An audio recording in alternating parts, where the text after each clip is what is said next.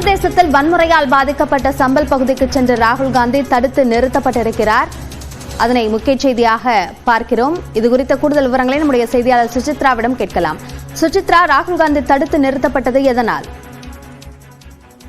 உத்தரப்பிரதேச மாநிலம் சம்பல் பகுதியில் ஏற்பட்ட வன்முறையால் பாதிக்கப்பட்ட குடும்பங்களை சந்திப்பதற்காக இன்று காலை டெல்லியிலிருந்து காங்கிரஸ் கட்சியினுடைய மூத்த தலைவர் ராகுல் காந்தியும் பிரியங்கா காந்தி உள்ளிட்ட 5 பேர் எம்பிக்கள் கொண்ட குழுவானது சம்பலுக்கு கிளம்பிய நிலையில் தற்போது டெல்லி உத்தரப்பிரதேச மாநிலத்தினுடைய எல்லை பகுதியில் அவர்கள் தடுத்து நிறுத்தப்பட்டுள்ளார்கள். மிக முக்கியமாக அந்த சம்பல் மசூதியில் ஆய்வு நடத்த எதிர்ப்பு தெரிவித்து நடைபெற்ற போராட்டத்தின் பொழுது ஏற்பட்ட வன்முறையில் 5 பேர் கொல்லப்பட்டு 20க்கும் மேற்பட்டோர் சிகிச்சை பெற்று வரும் நிலையில் அவர்களுடைய சந்திப்பதற்காக எதிர்க்கட்சித் தலைவர் ராகுல் காந்தி, பிரியங்கா காந்தி, எம்பி உதித் ராஜ் உள்ளிட்ட 5 பேர் கொண்ட காங்கிரஸ் குழுவானது நேரடியாகவே டெல்லியிலிருந்து இன்று காலை புறப்பட்டது. தற்பொழுது டெல்லி உத்தரப்பிரதேச மாநிலத்தினுடைய எல்லை அமைந்திருக்கக்கூடிய காசிப்பூர் பகுதியில் அவர்கள் அனைவருமே தடுத்து நிறுத்தப்பட்டுள்ளார்கள். முக்கியமாக சம்பல் மாவட்டத்தினுடைய ஆட்சியருடைய கோரிக்கையை ஏற்று மாவட்ட ஆட்சியர் ராஜேந்திர பென்சியாவுடைய கோரிக்கையை ஏற்று தடுத்து நிறுத்தப்படுவதாக அதிகாரப்பூர்வ அறிவிப்பையும் உத்தரப்பிரதேச மாநிலத்துடைய காவல்துறை அதிகாரிகள் தெரிவித்திருக்கிறார்கள். மிக முக்கியமாக அந்த பகுதியில் எதிர்க்கட்சித் தலைவருக்கு அனுமதி வழங்க வேண்டும் என்ற ஒரு கோரிக்கையை